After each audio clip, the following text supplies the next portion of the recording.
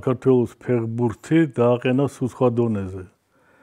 აი თქვათ, იყო ძალიან დიდი ისტორია მანამდე, იყვნენ ძალიან დიდი მსმენელები, ძალიან დიდი ფეხბურთელები, მიღწევები, რა თქმა უნდა, მაგრამ ნოდარ ახალგაზრდმა გააკეთა სხვა რამე, გააკეთა აი პირდაპირ გეტყვით რევოლუცია ქართულ ფეხბურთში.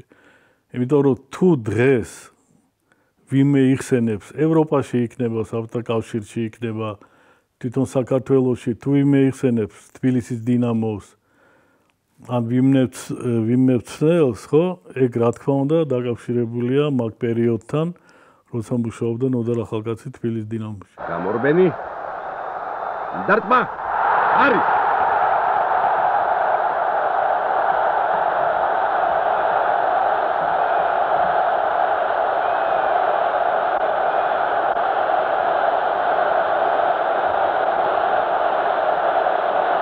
თელ ჩემი ახალგაზრდობა და საერთოდ ცხოვრება დაკავშირებულია ფეხბურთთან. მე ფეხბურთის გარეშე არ შემეძლო და საუკეთესო წლება ჩემ ცხოვრებაში მიმაჩნია არა მარტო ჩემი შემოქმედებითი წარმატებები, არამედ თბილისის დინამოს წარმატებები, ის წლები, როცა ბატონი ნოდარი ედგა ამ გუნდს სათავეში. მე მახსოვს ხშირად ყოფილი ვარ, დავსწრები ვარ მაგაც უთნას ბათუმში, ნატანებში, სადაც ბატონი ნოდარი წვიმაში, აი თავსხმა წვიმაში იდგა გარეთ, გივიწითლიძე ეხვეწებოდა ბიჭო, შემოდი, შენ მაინც დაჯექი ქოლგის ქვეშ და არა, სანამ ჩემი ფეხბურთელები სველდებიან, მეც იქ უნდა დავსველდო. არაჩვეულებრივი შრომის მოყვარება, იშვიათი პროფესიონალიზმი.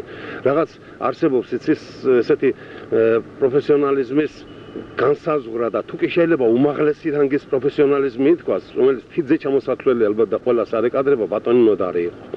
ეს იყო დიდი პატრიოტი კაცი. და მისი ფეხბურთის ხელმძღვანელობა ჯერ გუნდის და მერე ფედერაციის სცილდება თვითონ ფეხბურთის ჩარჩოებს.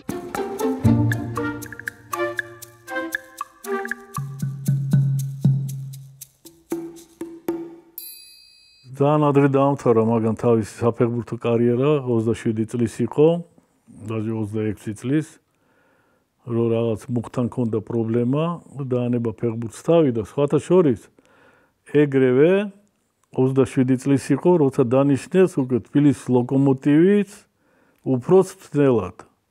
ეგეც უბრალო საქმე არ არის, როცა შენ ფაქტიურად ახალგაზრდა პიროვნება ხარ, ნუ ძალიან ახალგაზრდა ხარ ხო მწვრთნელისთვის. ჩვენ ვიცით მწვრთნელები არიან 45 წლის, 50 წლის და 75 წლის მწვრთნელებიც ვიცით, მაგრამ ძალიან იშვიათობა, როცა 27 წლის ფეხბურთელს ნიშნავენ ესეთ მე ვიტყოდი რომ ძალიან ახლა ლოკომოტივი იყო რკინიგზის გუნდი და ძალიან დიდი ორგანიზაცია რკინიგზა და რო აგირჩევენ მაგის უფროს მწვრთნელად მაგ გუნდის რა თქმა უნდა ეგ დიდი სახელია და ეგრევე მინდა დავამატო რომ დათო ყიფიანი თუ გახდა ფეხბურთელი გახდა იმიტომ რომ ნოდარ ახალკაცის გუნდში მოხვდა იმიტომ რომ 79 წელს ეგ თბილისის დინამოში სინჯები გააიდარა და რატომღაც დაბრაკეს ეხლა პატარა ბავშვი იყო ეხლა 79 წელს დათო ყიფიანი იყო 17 წლის ხო ფაქტიურად მაგრამ მე წაიყვანა ნოდარ ახალკაცმა თბილისის ლოკომოტივში 2 წელი ათამაშა და 71-ში დაბრუნდა თბილისის დინამოში და იმ წელსვე დაიწყო უკვე ძირითადში თამაში. ესე იგი რამხელა გავლენაა, ეხლა თვითონ გულშემატკივრობა შეაფასოს. მე ბევრს აღარ ვიტყვი, მაგრამ ნუ ფაქტია, რომ თბილისის ლოკომოტივიდან დაბრუნდა თბილისის დინამოში უკვე მზაფეხბურთელი.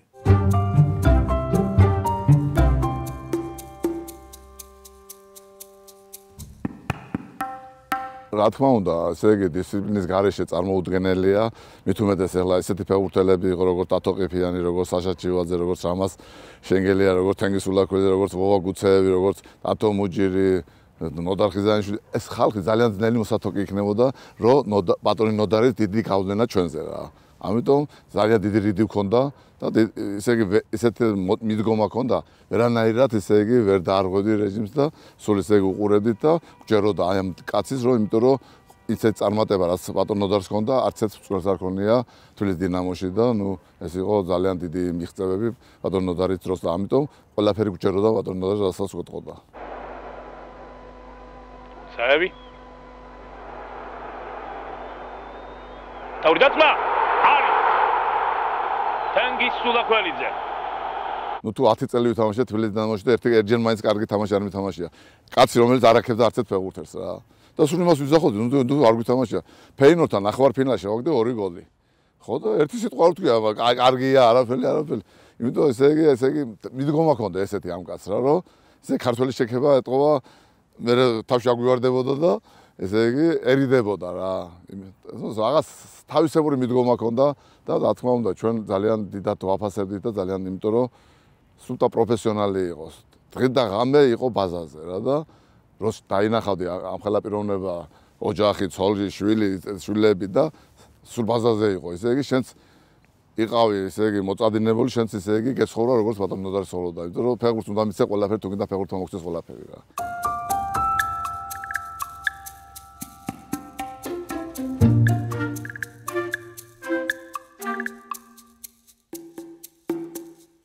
თითო რო ფეხბურთელი იყო, ტექნიკური ფეხბურთელი იყო, როგორც გითხარით, დრიბლინგი იცოდა, ყველა საიდუმლოებას ფლობდა.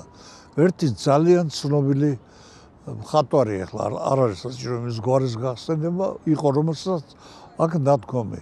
მე ჯერ არ მინახავს კაცი, რომელმაც ხატვა არ იცოდეს და სხვა ხატვა ასწავლოს.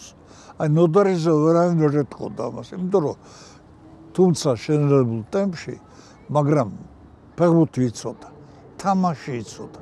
ამიტომ მას კონტაქტები ფეხბურთელებთან ძალიან უიოლდებოდა. მე მახსოვს რამაზ შენგელიას ერთ-ერთი ბოლო ინტერვიუ, ჰქონდა რადიო ინტერვიუ და თქვა რომ ჩამოვიდო ჩვენ ქუთაისიდან და ნოდარმა ბევრი რამე გვასწავლა. მე ეს არ გამკვირვებია. ნოდარმა ეს საიდუმლოება ფეხბურთის, რასაც უნდა ფლობდეს ფეხბურთელი, იცოდა და პრაქტიკულად შეეძლო გადაცემა ახალგაზრდა ფეხბურთელისათვის. მაშინ კიდევ უფრო წინ რამაზ შენგელია დარტყმა. არაფერი არასოდეს არ შეშლია ვინმესთან ურთიერთობაში ამ სტუმრებთან, მასპინძლებთან, არსადმე. ესე იგი, როგორი კაცი იყო, იცით? რასაკვირველია, განათლებული იყო და ძალიან კარგი სტუდენტი იყო თურმე. ჩემი ახლობელი სწავლობდა ინსტიტუტში, რკინიგზის ინსტიტუტი იყო, ტელევიზიასთან ახლოს. მე მგონი გეფეიმ შეიერთა, იქ სწავლობდა ხიდების და გვირაბების მშენებლობის ფაკულტეტს. არაჩვეულებრივად ისწავლა და დაამთავრა.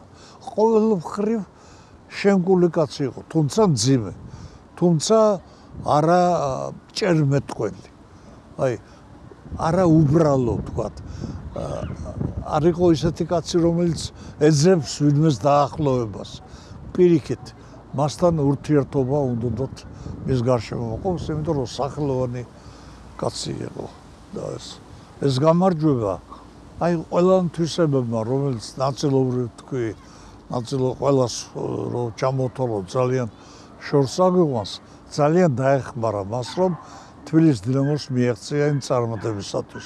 დღეს 1990 წლის 30 მარტს იწყება საქართველოს ეროვნული ჩემპიონატის პირველი თამაში. საქართველო ჯერ არ არის გაწევრიანებული საერთაშორისო ფედერაციაში, მაგრამ არ არის შორს ის დღე, როდესაც ჩვენ აქტიურად ჩავებებით მსოფლიო საფეხბურთო ცხოვრებაში და ამით კიდევ ერთხელ გამოვაჩენ თვითმყოფად ქართულ ფეხბურთს. გილოცავთ ყველას ამ შესანიშნავ თარიღს და იმედს გამოვთქვამ, რომ საქართველოს ჩემპიონატი დიდი ბიძგი იქნება ქართული ფეხბურთის წინსვლისათვის. მასთან ერთად ყოფნა იყო ამდიდრებდა მის თანამოსაუბრეს, იმიტომ რომ სულ მიკვირდა იმდენი რაღაც ქონდა წაკითხული, რომ ვფიქრობდი, როდის ასწრებს ამას ყველაფერს, იმიტომ რომ გარდა იმისა, რომ საფეხბურთო ლიტერატურა და საფეხბურთო ამბები ძალიან ზედმიწევნით იცოდა, ძალიან უყვარდა ლიტერატურა. და მახსოვს მისგანმა გაგებული რამდენიმე ესეთი აი გახმაურებული, შემდგომში გახმაურებული რომანის შესახებ, მისი რჩევით წამიკითხავს ბევრი რამ. მოკლედ, ეს იყო ადამიანი, რომელთან ურთიერთობაც მართლაც გამდიდრებდა და ბევრ რამეს გასწავლიდა და რა ვიცი, აი ზოგჯერ სიტყვებიც არ ყოფნის ხოლმე იმის სახსაწერად, რაც მომცა აი ამ ადამიანთან ურთიერთობა. ეს იყო კაცი, რომელმაც თავის დროს გაუსწრო, ეს შემიძლია თავისუფლად თქვა, რაც შეეხება უშუალოდ მის პროფესიულ საქმიანობას. ადამიანთან ურთიერთობაში იყო აი ჩვენებურად ჯიგრულად რომ ხეცი რა, ძალიან მაგარი რა. ისეთი განათლებული პიროვნება იყო, ისეთი რწმენა ჩაგვინერგა, რომ ესენი მინარიან, ჩვენ მათზე მაგრები ვართ, ჩვენ მათზე ძლიერები ვართ. მაქსიმალურად ვცდილობდა, რომ ჩვენ გვეგრძნო, ჩვენ თავში ისძალა და მართლაც ვიგრძენით და ნელა-ნელა ეტაპობრივად ყველა კედელს ვანგრევდით, ვისაც გვხვდებოდით, რაგუნცაც ხვდებოდით, რომ ესე იგი ვზნობდით, რომ ჩვენზე უკეთესი ვინმე ის არ იყო, ის გუნდი ჩვენზე, გინდა კიევის დინამო, გინდა მოსკოვის სპარტაკი, გინდა ევროპული გრანდები. ამ რწმენით გავდიოდით სათამაშოდ და წარმოვიდგინე მის ხელში ფეხბურთელი 11 კაცი თამაშობს, ძირითადად შემოვიდა 15-მა, 16-მა კაცმა ითამაშა საბჭოთა პირველ ნაკრებში. საბჭოთა ამ ხელა მონსტრი ქვეყნის, რამოდენა ქვეყნის ნაკრებში დაწყებული მეკარიდან დამთავრებული ბოროფ თავდამსხმელი ყველა ნათამაშები ვართ, ყველა საბჭოთა ნაკრებში ნათამაშები, ნახევარმცველები, მცველებიც და ზედიზედ მის ხელში პირველად 79 წელში ხდება რამაზ შენგელია, 79-ში დათო ყიფიანი, 80 წელში საშა ჩივაძე, 81 წელში რამაზ შენგელია კიდე. 4 წლის განმავლობაში მის ხელში იყო ეს ყველაფერი, 4 ჯერ საუკეთესო ფეხბურთელი, 2 ჯერ რამაზ და თითოჯერ დათო ყიფიანი და საშა ჩივაძე გახდნენ საუკეთესო ფეხბურთელები.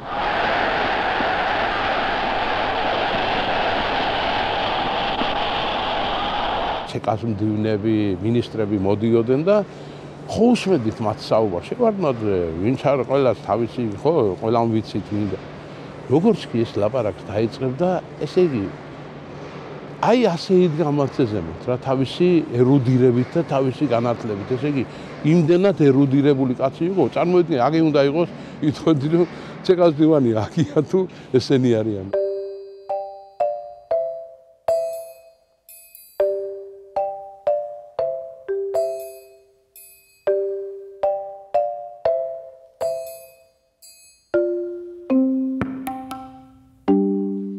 იმდენი იცოდა და იმდენი რაღაცა კითხვა-პასუხი და ხანდახან ასეთი იუმორშიც ეტყოდნენ, რომ ჩვენ რაღა გვინდოდა მაშინ თქვენ თუ აი ამდენი რაღაცეების გწოდნიათ.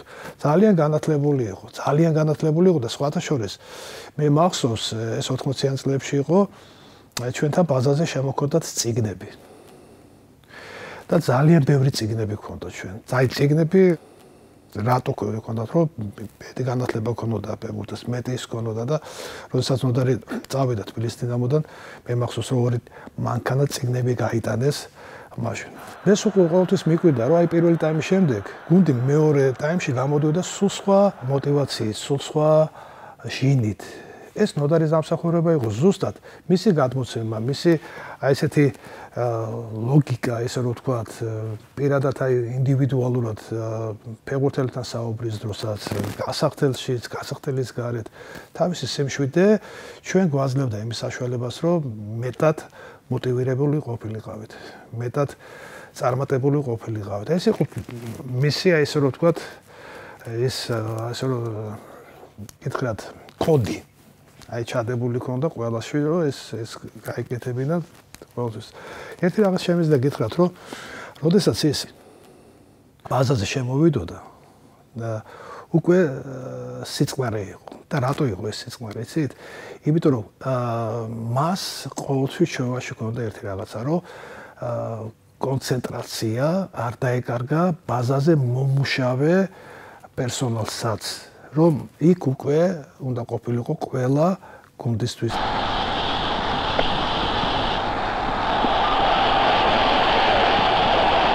ვისთან რა ელაპარაკა, იცოდა ყველა ჩვენთაგანის ხასიათი იცოდა და თუ საჭირო შუალედს ნახულობდა ვისთან როგორ ესაუბრა, რომ მეორე დღეს თქვა ვარჯიშზე ნორმალურად რო ყოფილიყავით და თამაშზე მით უმეტეს.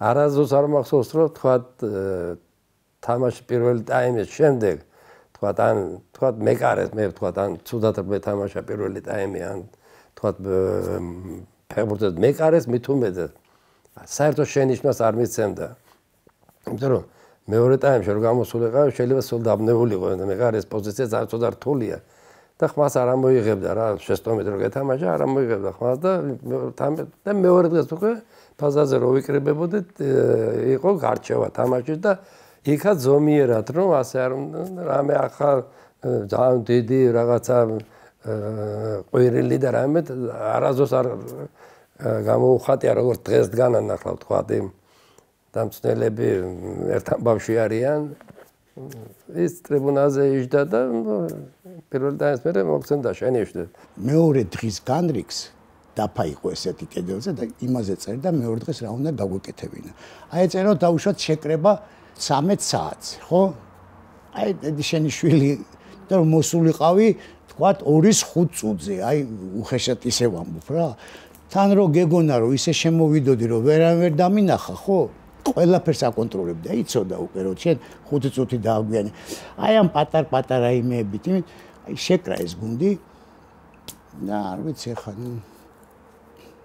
დიდი პიროვნება იყო აი მე რა მინდა იცი ამითი თქვა ნებისმიერ სფეროში ახალკაცი აი სხვა სფეროში რო ყოფილ იგივე წარმატებული იქნებოდა როგორც დაუშვათ ფეხბურთში რა აი ამის თქმა მინდა იმდენი ჭიერი კაცი იყო და განათლებული კაცი იყო რაც თავარი ყველა სფეროში გარკვეული იყო ყველა სფეროში აი რაღაცა თქვა აეროპორტში ვიყავით ხო და იყო ну ფრენა იყო გადადებული ან რაღაც აი ვერ დაინახავდი სულ რაღაცა ეჭირა და სულ კითხულობდა ან წიგნი ან ჟურნალი ან რაღაც გაზეთს ნახავდა აი 24 საათი კაცი კითხულობდა რა მე წავედი სასწავლებლად ვიენაში და სანამ წავიდოდი ბატონმა დონარმა ასეთი დავალება მომცა რომ რა თამაშსაც კი ვნახავდი აი ამ გერმანიაში ყოფნისას ტელევიზიით იქნებოდა თუ ცოცხლად უნდა დამეწერა ანგარიში და გამომეგზავნა მისთვის წერილობით მაშინ მოგეხსენებათ არც ინტერნეტი იყო და არც იმეილი არსებობდა და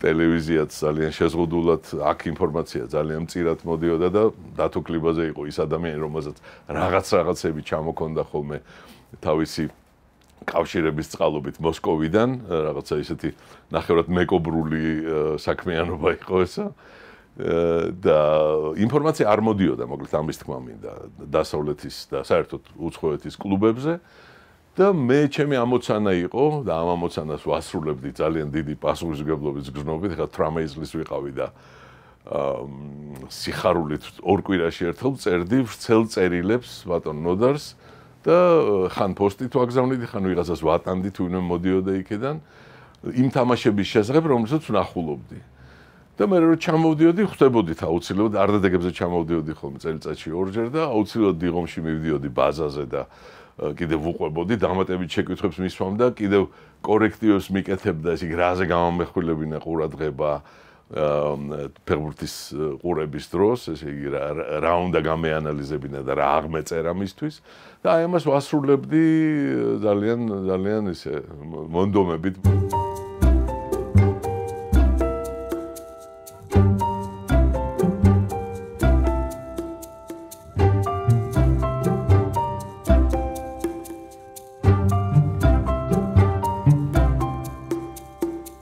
ერთხელ დიღმის ბაზაზე ვარჯიშს ვესწრებოდი და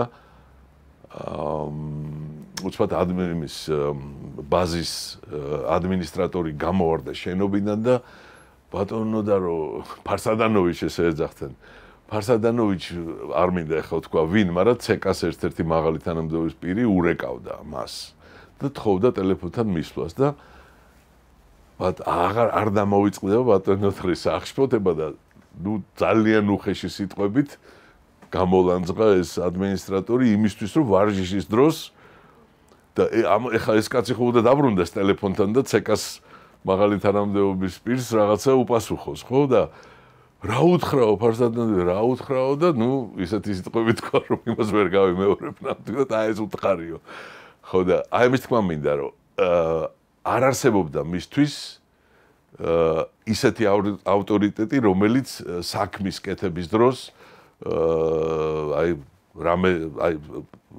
რომელსაც დართავდა ნებას, რომ შეეშალათ მისთვის საქმის კეთება. მან თბილისის დინამო გახადა ისეთი, როგორიც გახადა, კიდევ იმის წყალობით, რომ დააჯერა ფეხბურთელები, რომ არავის ნაკლები არ არიან, რომ მოედანზე რომ გადიხარ შენ 11 კაცი 11-ის წინააღმდეგ და არავით არის წინასწარი ასე ვთქვათ რაღაცნაირი კაპიტულანტური განწყობა აი ამისგან გაათავისუფლა აი ამ კომპლექსისგან რომ აი ლივერპულთან რო გადიხარ ნუ ახლა რა უნდა ქნა ლივერპულთან როცა ჩემპიონთა თასის ფლობელია ხო აიღო და მოუგოს ამით ნოლი ამ ლივერპულს ხო ესე იგი ის რაც შემდგომ წლებში ძალიან ისეთ ჩვეულებრივ ამბად იქცა რომ ახლა რავა გერმანიას როგორ უნდა მოუგო ახლა გერმანია აწყობილი ქვეყანაა და ჩვენ აგერ ქვეყანა თავზე გვექცევა და ნუ როგორ უნდა მოუგო გერმანიას და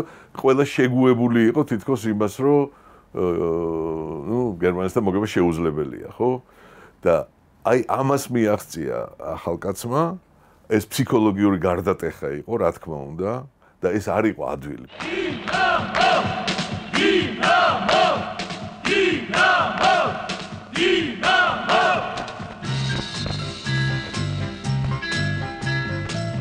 გამარჯვების სეფსელკებით, გამარჯვების სიმღერები, გული უნდა ვიჯეროთ. შუქიად გასთებს და ველებს კლავაც ბევრჯერ ასახელეთ, საქართველო ბიჯებო. ჩვენს იალქნებს არხევს ქარი, მედივით ნაპერწკალი, უსში აღარ ეტევა. ხოლო ბრძოლით ნახდი ბრძოლით, კიდევ გოლი, შეტევა, შეტევა. Dinamo, Dinamo, Dinamo, Bibzovat, Biprinat, Vichekot, Vichevo, Vichevo, Vichevo, Kamarjeva, Vichevo. მარტო იმას შეუძლია მაღალი კონცენტრაცია, ძალების და მობილიზაცია, ვინც არის თავის თავში დაჯერებული და რომლის ოსტატობა აძლევს ამის საშუალებას და ოსტატობა საკმარისად გააჩნიათ ჩვენ ბიჭებს. შენი სიძლიერე უნდა დაამტკიცო მოედანზე.